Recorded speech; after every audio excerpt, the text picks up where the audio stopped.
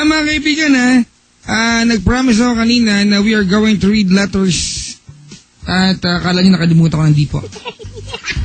So hindi ko po nakalimutan yan. Background lang ko. Ito maganda. Yan. Bago tayo mag-confess mga kapatid, magbabasa tayo ng mga letters. Yan. Para naman, pamatay oras. Mag-aalauna pa lang 9 more to go before the hour of 1 morning of Thursday. Ang temperatura ay... Talaga may temperatura. 26 sa ating mga kalendar 2011.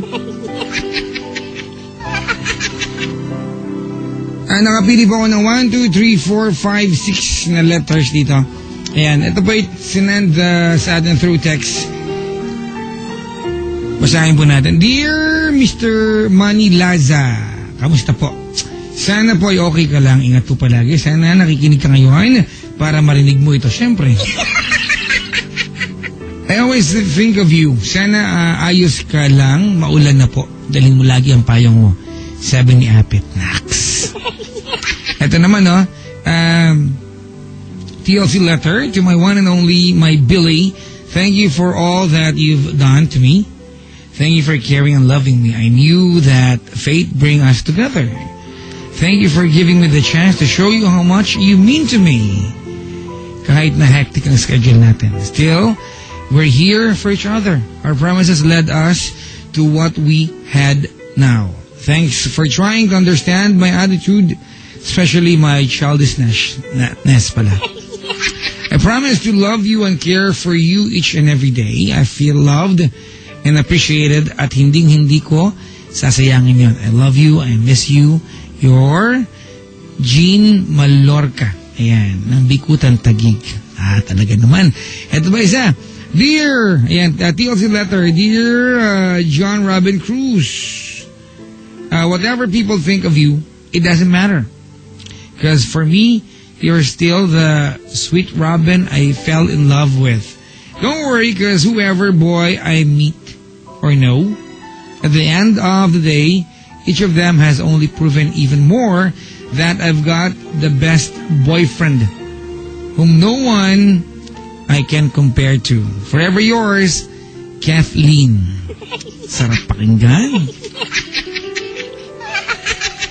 TLC letter. My lovely wife, Krisha, I love you so much with all my heart. Sorry for all the mistakes I've done throughout our relationship. Please always remember na kahit madaming bituin sa kalangitan, you will always be my one and only son, Nax. Your husband to be, Jabay. Dalawa pa ito mga kaibigan. TLC love letter. Dear Jeff, thanks for being my BF and my best friend for almost 7 years. Since you came, I finally learned to depend on me. Depend on someone else beside myself. Everything is easier because I know you're there. Please stay the same because I won't ever change. I love you, says Pam. Ito ba yung huling sulat? Ito po galing sa isang dalaga ba to? From Ilocos. Medyo malungkot. TLC letter, it's been a year and 4 months when we took 2 different roads, but the memories are still lingering. I'm sorry if I don't understood you in such a way that you want me to understand you. I already forgive you when you gave up on me because you can't change for me for what I am. You can't change me for what I am. I'm sorry I cannot change my personality. Maybe you're right. We're not meant for each other. Liberated ako while you're conservative. You taught me a lot of things which I will carry on throughout my life. Thank you for crossing my road even if just for a short while. I learned a lot from you. I hope and pray you will find the girl whom you're dreaming of. Goodbye, Mr. I.